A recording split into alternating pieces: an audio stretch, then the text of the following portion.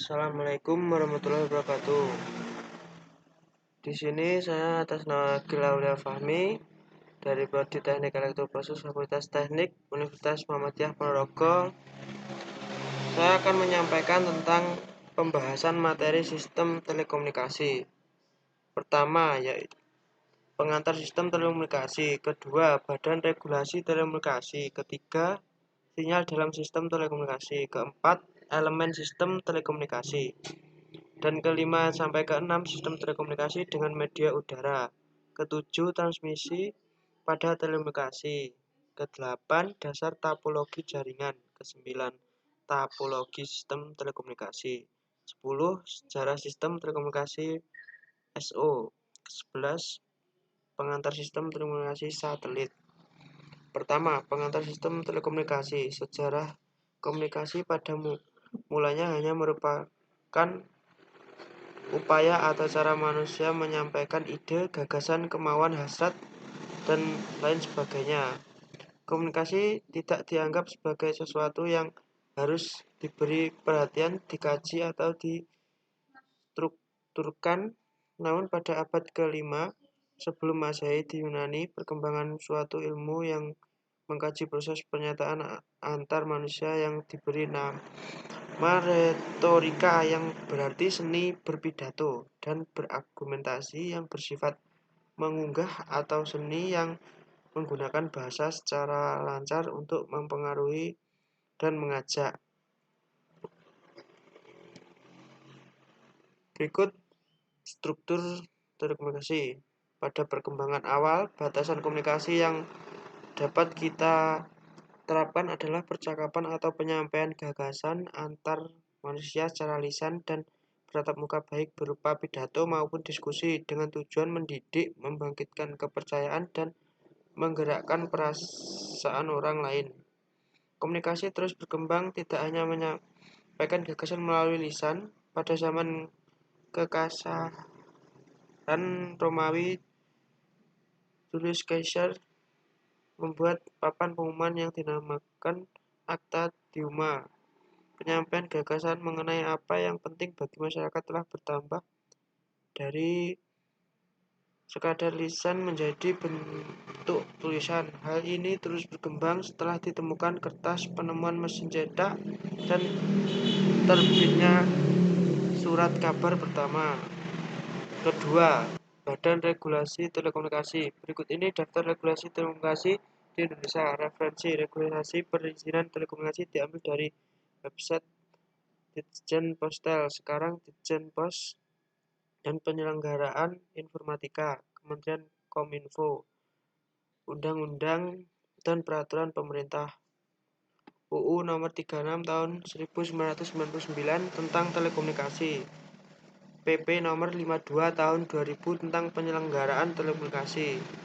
Ketiga, sinyal dalam sistem telekomunikasi. Sinyal adalah besaran yang berubah dalam waktu dan atau dalam ruang dan membawa suatu informasi. Sinyal di sini biasanya berupa sinyal elektrik.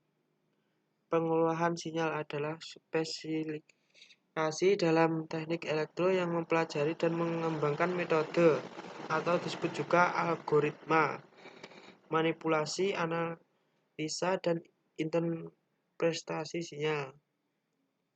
Dalam teknik elektro, sinyal dibedakan menjadi dua, yaitu pertama, menurut representasinya menjadi dua jenis. A. Sinyal analog, contoh sinyal televisi analog. B. Sinyal diskret atau numerik sinyal digital. Kedua, menurut dimensinya menjadi dua jenis. Yang pertama, sinyal satu dimensi, contohnya sinyal suara. Kedua, sinyal dua dimensi, contohnya citra atau gambar. Tujuan pengolahan sinyal. Tujuan dilakukan pengolahan sinyal bisa berbeda-beda, diantaranya adalah perampisan sinyal untuk memisahkan suatu sinyal yang tercampur dengan derau atau sinyal lain yang tidak diperlukan. Misal ketika kita mengukur gelombang laut dengan alat yang bernama wave recorder, maka sinyal yang didapatkan sebenarnya adalah kombinasi sinyal gelombang dan sinyal pasang surut. Pendeteksi sinyal. Untuk mengetahui keberadaan suatu sinyal dalam sinyal kompleks yang diolah, contoh dalam sinyal EKG, misal terkadang pengetahuan tentang keberadaan gelombang QRS diperlukan. Kompresi sinyal untuk memperkecil ukuran sinyal tanpa harus kehilangan informasi yang terdapat pada sinyal. Contoh untuk dapat menggunakan bandwidth yang tersedia, maka sinyal yang akan ditransfer lewat internet biasanya akan dikompres terlebih dahulu. Pengolahan pola zeta restorasi sinyal. Keempat, elemen sistem telekomunikasi. Sistem telekomunikasi adalah sistem khusus untuk berkomunikasi jarak jauh. Perangkat mengacu pada pertukaran informasi dengan media elektronik dan listrik pada jarak signifikan.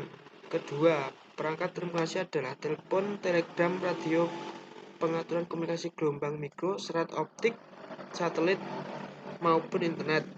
Telekomunikasi adalah berbagai macam teknologi transmisi informasi seperti ponsel, telepon kabel, VoIP, dan jaringan siaran. Berikutnya, elemen dasar sistem komunikasi. Pertama, pemancar. Pemancar adalah perangkat elektronik yang digunakan dalam telekomunikasi untuk menghasilkan gelombang radio untuk mengirim atau mengirimkan data melalui atau menggunakan antena. Kedua, media transmisi. Banyak media transmisi digunakan sebagai saluran komunikasi kawat tembaga untuk membawa sinyal ke jarak jauh menggunakan jumlah daya yang relatif rendah. Ketiga, penerima atau radio. Receiver, penyerap informasi yang menerima dan mengubah sinyal kembali menjadi informasi yang diperlukan. Berikutnya, komunikasi kabel. Komunikasi kabel menggunakan kabel komunikasi bawah tanah, lebih jarang saluran overhead. Nirkabel, sistem komunikasi dapat wired atau wireless, dan media digunakan untuk komunikasi dapat dipandu atau unguten yang memandu sinyal untuk merambat dari titik satu ke titik lainnya. Berikutnya pertemuan 5-6, sistem telekomunikasi dengan media udara. Dasar-dasar propagasi, gelombang tanah, gelombang ionosfer, transporter, gelombang LAN, atau disebut loss. Dasar perencanaan link radio loss. Berikut bagan dari sistem telekomunikasi dengan media udara. Propagasi adalah peristiwa perambatan gelombang radio dari antena pemancar ke antena penerima. Cara perambatan sebagai gelombang yang bergerak pada permukaan bumi disebut gelombang bumi. Selain daripada itu, disebut gelombang angkasa. Jangkauan perambatan gelombang. Kerugian pada permukaan bumi dengan naiknya frekuensi akan semakin besar. Gelombang bumi dapat merambat dalam daerah gelombang panjang sampai 1000 km, dalam daerah gelombang menengah hanya sampai 300 km, dan dalam daerah gelombang pendek sampai 100 km. Berikutnya, gelombang radio selalu mempunyai satu kuat media listrik dan kuat dan magnet. Arah rambatan frekuensi F, panjang gelombang, polarisasi. Berikut bahkan metode propagasi.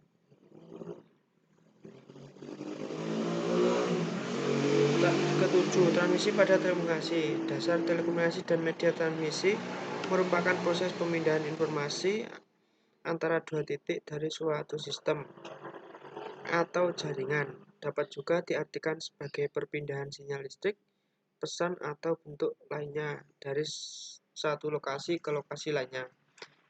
Berikutnya, media transmisi. Media transmisi merupakan media yang menghubungkan antara pengirim dan penerima informasi karena jarak jauh. Maka data terlebih dahulu diubah menjadi kode atau isyarat, dan isyarat inilah yang akan dimanipulasi dengan berbagai macam cara untuk diubah kembali menjadi informasi. Faktor-faktor yang berkaitan dengan media transmisi dan sinyal. Salah satunya pertama bandwidth, kedua gangguan transmisi, ketiga interferensi, keempat jumlah receiver. Transmisi terbagi menjadi dua, yaitu transmisi sinyal analog atau broadband adalah dengan mengubah sinyal digital menjadi sinyal analog. Untuk transmisi dikenal juga sebagai transmisi dengan modulasi menggunakan bandpass kanal. Datanya bisa analog atau digital, memerlukan amplifier. Remote data digital memerlukan repeater.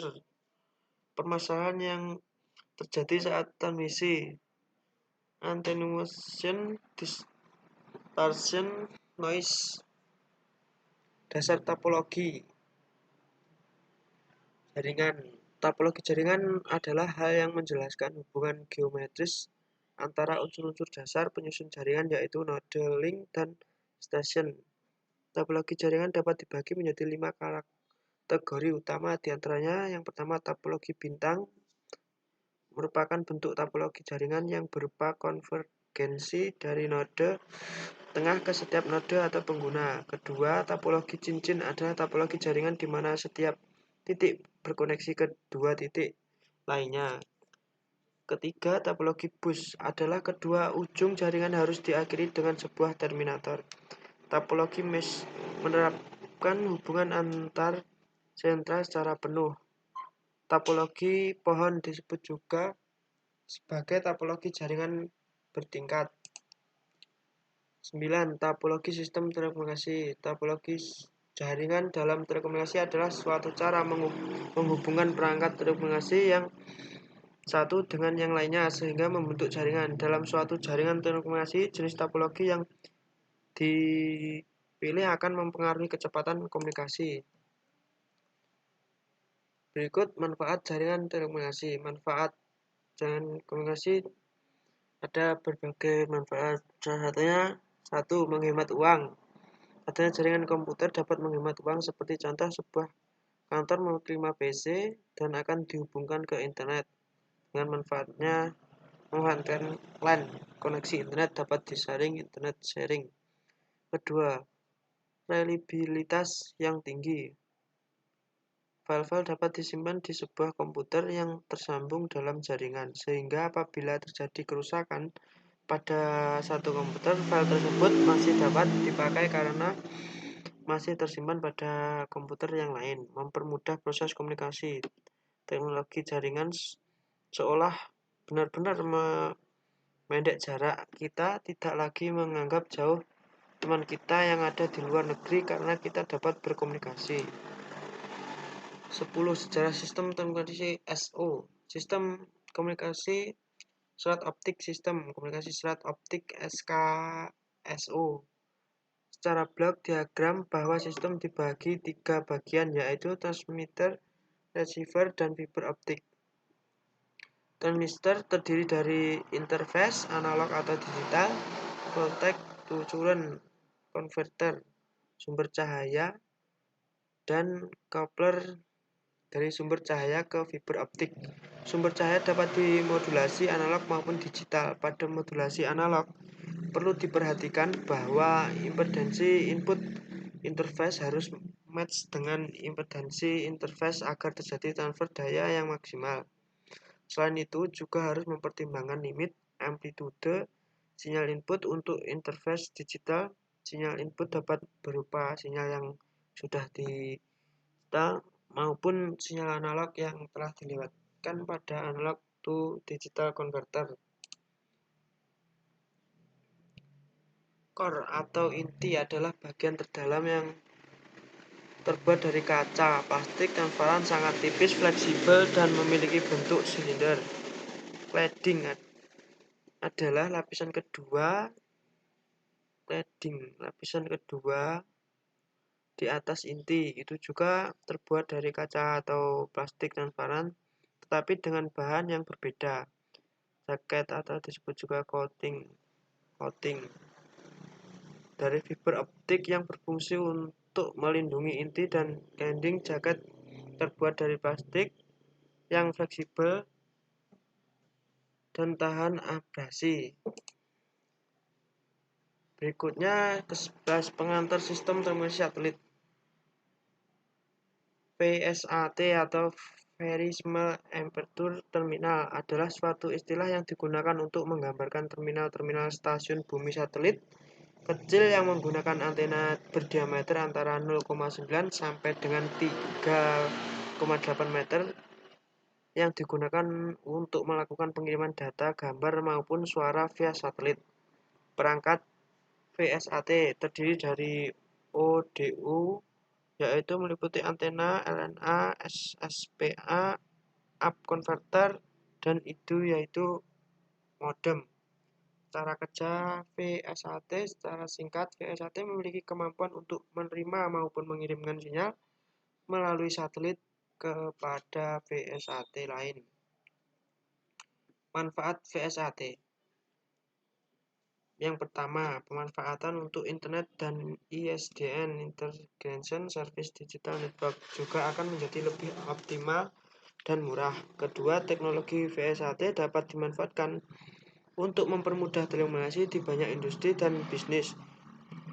Bidang bisnis yang sangat membutuhkan antara lain perbankan, misalnya komputerisasi online, perusahaan dengan pengeboran minyak, penerbangan, distribusi barang dan jasa, bisnis perkayuan, dan lain-lain. Sekian informasi yang bisa saya sampaikan. Wassalamualaikum warahmatullahi wabarakatuh.